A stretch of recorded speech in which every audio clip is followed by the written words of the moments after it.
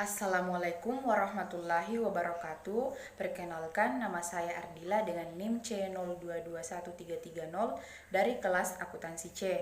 Di sini saya akan menjelaskan dua jenis laporan keuangan, yakni laporan laba rugi dan laporan perubahan modal atau perubahan ekuitas. Sebelum kita masuk pada inti pembahasan yakni laporan laba rugi dan laporan perubahan modal, saya akan menjelaskan terlebih dahulu apa itu laporan keuangan.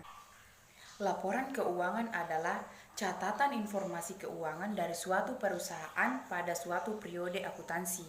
Keberadaan laporan keuangan dapat digunakan untuk menggambarkan kinerja perusahaan, khususnya dalam bidang keuangan. Langsung saja, saya akan membahas tentang nama-nama akun pada laporan laba rugi dan laporan perubahan modal. Akun-akun yang terdapat pada laporan laba rugi yaitu diantaranya adalah 1. Pendapatan. Pendapatan adalah hasil dari kegiatan penjualan barang dan jasa di sebuah perusahaan dalam periode tertentu. 2. Pendapatan jasa.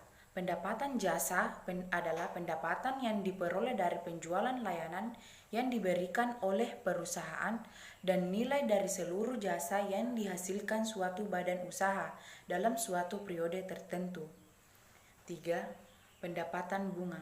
Pendapatan bunga adalah keuntungan yang diperoleh dari bank maupun lembaga keuangan lainnya, di mana pendapatan ini diperoleh dari tambahan nilai kredit atau pinjaman nasabah. 4. Penjualan. Penjualan adalah transaksi antara dua pihak di mana pembeli menerima barang jasa atau aset dengan timbal balik berupa uang. 5. Retur penjualan adalah produk dagangan yang dikirim kembali oleh pembeli kepada penjual. 6. Potongan penjualan. Potongan penjualan adalah diskon yang telah ditetapkan sebelumnya ada atau tidak ada transaksi pihak jual sudah menyatakan bahwa barang yang dijual pasti akan dikenakan potongan harga.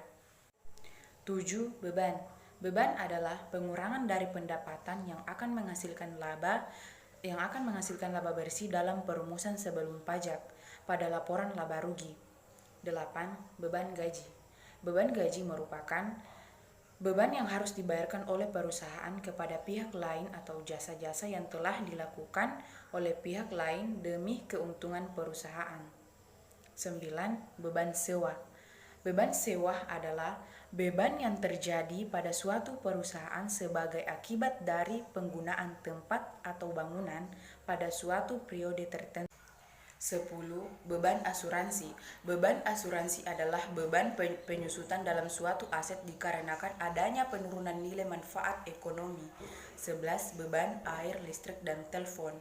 Beban air, listrik, dan telepon merupakan suatu kewajiban yang harus kita bayar karena sudah menggunakan air, listrik, dan telepon. 12. Beban perlengkapan. Beban perlengkapan adalah beban yang timbul karena sudah menggunakan perlengkapan dalam suatu perusahaan. 13. Beban administrasi.